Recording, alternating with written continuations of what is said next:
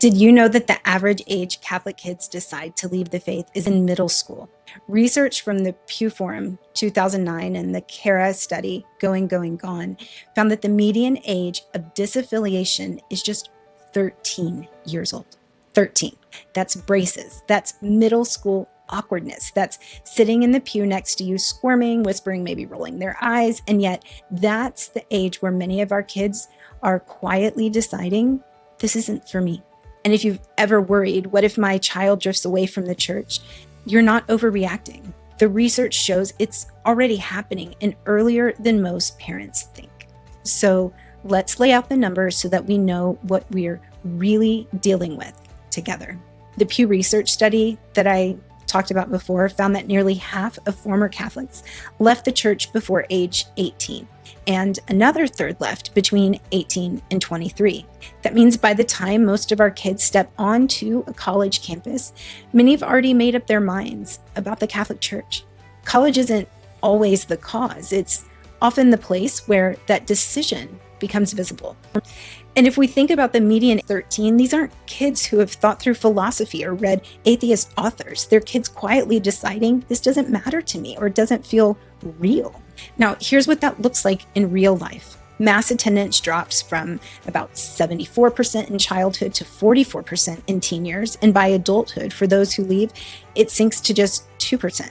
Right now in the United States, about 41% of people raised Catholic no longer identify as Catholic at all. And every year, studies estimate that 300,000 to 350,000 people leave the Catholic Church in the US alone. That's like losing the population of a major city every single year. And I know these aren't just numbers to you. Behind every statistic is a face. Maybe you're a teenager, maybe you're a college student, maybe even an adult child who no longer sits in the pew next to you. So yes, the drift is real. But the next question is why? Because when we understand why our children are leaving, we can start to see what we can actually do about it. When researchers sat down and actually asked young people why they left, the answers were honest and often heartbreaking. The Pew Forum found that 65% said they simply stopped believing in church teachings. Many also said they disagreed with the church's moral positions on abortion or contraception or sexuality. But it isn't just doctrine. In the CARA study, Going, Going, Gone, young people talked about deeper experiences. Some said they felt judged or unwelcomed, and others pointed to scandals or hypocrisy. They'd seen Catholics say one thing on Sunday and live another way the whole week. Still others said faith just doesn't seem relevant in their lives. Maths felt boring. Homilies didn't connect. They didn't see anyone listening to their question. One teenager said, I left because I never felt like anyone took my questions seriously. Another said, I couldn't reconcile what I learned in science class with what I thought the church was teaching. And another, I stopped going because my parents fought all the time. Church felt fake. Do you notice a thread here? Most kids aren't leaving because they read Nietzsche or Dawkins. They're leaving because of relationships, because of credibility, because of connection, or the lack of it. The data shows 71% describe their departure not as a dramatic break, but as a slow drift, which means this: kids rarely just slam the door. They slip away quietly when faith doesn't feel integrated, authentic, or connected to the questions that they're wrestling with.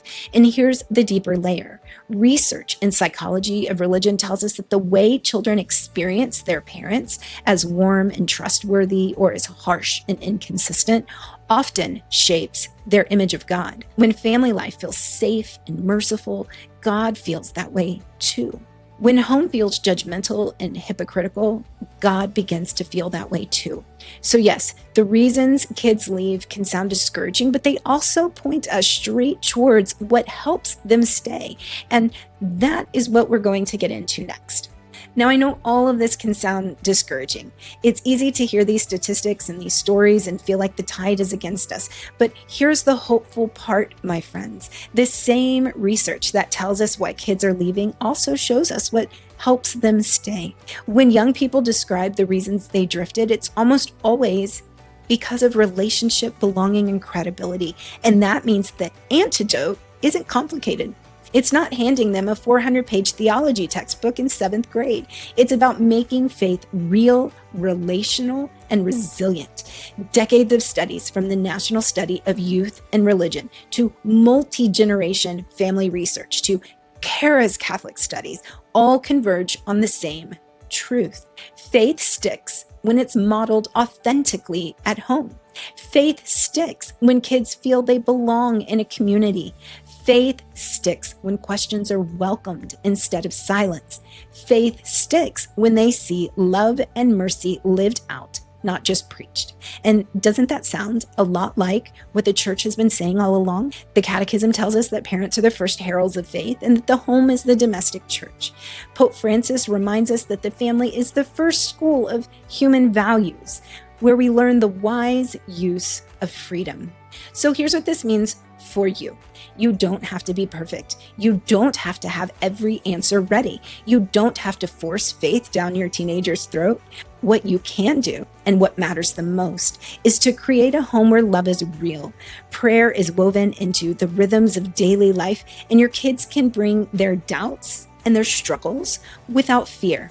Because if kids are leaving for relational reasons, then relational faith, lived out at home, modeled by parents, nourished in the church community, is also what will help them stay. So let's land the plane and bring this home. Yes, the research tells us that many kids decide to leave the Catholic Church by age 13. Yes, the reasons can sound heavy: hypocrisy, irrelevance, unanswered questions, church scandals, struggles with morality. But here's what I want you to remember. Those reasons aren't dead ends. They're invitations. They tell us exactly where we need to lean in as Catholic parents, into relationships, into authenticity, into creating homes where love, forgiveness, and prayer aren't just words, but daily routines. Because if faith is slipping away in middle school, then middle school is also where we can plant seeds of belonging, mercy, and truth. If kids are drifting because their questions feel silenced, then homes where questions are welcomed become homes where faith sticks. So don't panic. Don't give in to despair. Take courage in knowing that God has entrusted you with this mission and that He gives you grace for the task. The grace for parenting flows through the sacrament of marriage. And as St. Monica shows us, patient, persevering prayer and love can move mountains. So in our next episode, we'll zoom into the family itself. We'll look at everyday parenting patterns that can make the biggest difference, the subtle things that either help faith grow roots or unintentionally push it away. I'll show you why modeling is more powerful than mandating and how small daily moments of connection create faith that endures. Remember, you don't have to be perfect. You have to be faithful, and God will do the rest. All right, let's land this plane today.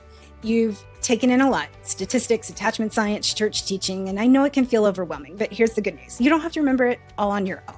At the Catholic Counseling Institute, we are happy to offer this entire video series for free.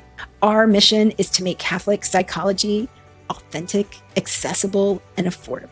However, if you would like to get the expanded companion handbook, you'll find a link in the description.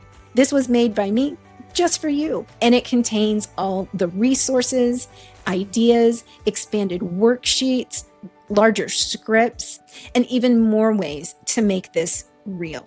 And it's less than the cost of a couple cups of coffee, but it keeps the lights on and the editor's editing. It's simple and practical and designed so that you can take some small steps without drowning in information. And on the screen right now, you'll see exactly what's included in the survival guide for this episode. Things like a summary sheet of key research and church teachings that we've covered, reflection questions to help you notice your own parenting patterns, a conversation starter you can use with your kids tonight, a mini prayer and scripture meditation for anchoring this week's focus, a family micro-habit checklist, because change happens in small, repeatable steps, and there's more than just that.